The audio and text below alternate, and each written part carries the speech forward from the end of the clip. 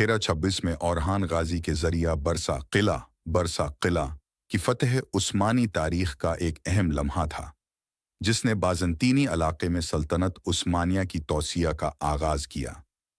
फतह तक और उसके बाद होने वाले वाक़यात का तफसीली अहवाल ये है।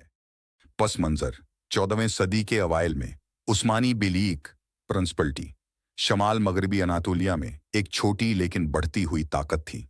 उस्मान गाजी, उस्मानी ख़ानदान के बानी, ने पहले ही बाज़ंतीनी इलाके में दाखिल होना शुरू कर दिया था। कई अहम किलों और शहरों पर कब्ज़ा कर लिया।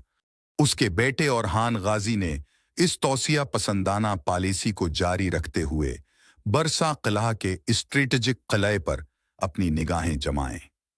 किला बरसा का मुहासरा 1326 में औरहान गाजी ने एक बड़ी उस्मानी फौज को बरसा किला की दीवारों तक पहुंचाया, जिसका दिफा एक मजबूत बाज़ंतीनी फौज ने किया। उस्मानियों ने किला की दीवारों को तोड़ने के लिए जदीद मुहासरे के इंजन बशमूल कीटपल्टस और ट्रिबुचेटस का इस्तेमाल किया। ताहम बाज़ंतीनियों ने शदीद मुज़ाहमत की और मुहासरा कई महीनों तक जारी रहा।